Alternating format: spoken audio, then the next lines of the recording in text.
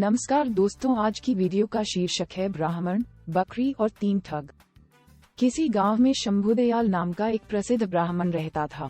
वह बहुत विद्वान था और लोग आए दिन उस अपने घर में भोजन के लिए निमंत्रण देते रहते थे। एक दिन ब्राह्मण एक सेठ जी के यहाँ से भोजन करके आ रहा था।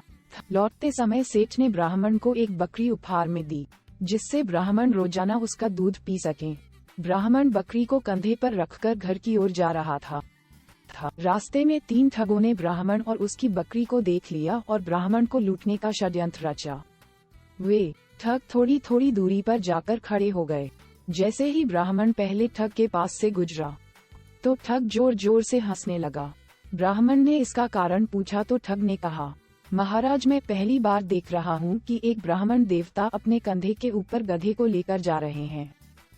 ब्राह्मण को उसकी बात सुनकर गुस्सा आ गया और ठग को भला बुरा कहते हुए आगे बढ़ गया।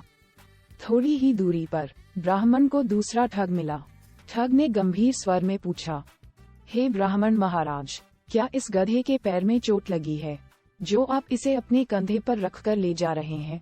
ब्राह्मण उसकी बात सुनकर सोच में पड़ गया और ठग से कहा, तुम्हें दिखाई नहीं देता है कि यह बकरी है, गधा नहीं। ठग ने कहा, महाराज, शायद आपको किसी ने बेवकूफ बना दिया है। बकरी की जगह गधा देकर ब्राह्मण ने उसकी बात सुनी और सोचता हुआ आगे बढ़ गया। कुछ दूरी पर ही उसे तीसरा ठग दिखाई दिया। तीसरे ठग ने ब्राह्मण को देखते ही कहा, महाराज, आप क्यों इतनी तकलीफ उठा रहे हैं? आप कहें तो मैं इसे आपके घर तक छोड़कर आ जाता हूँ। मुझे आपका आशीर्वाद और पुण्य दोनों मिल जाएंगे। ठग की बात सुनकर ब्राह्मण खुश हो गया और बकरी को उसके कंधे पर रख दिया। थोड़ी दूर जाने पर तीसरे ठग ने पूछा, महाराज, आप इस गधे को कहाँ से लेकर आ रहे हैं? ब्राह्मण ने उसकी बात सुनी और कहा, भले मानस, ये गधा नहीं बकरी है। ठग ने जोर देकर कहा, हे ब्राह्मण देवता, लगता है किसी ने आपके साथ छल किया है और यह गधा दे दिया।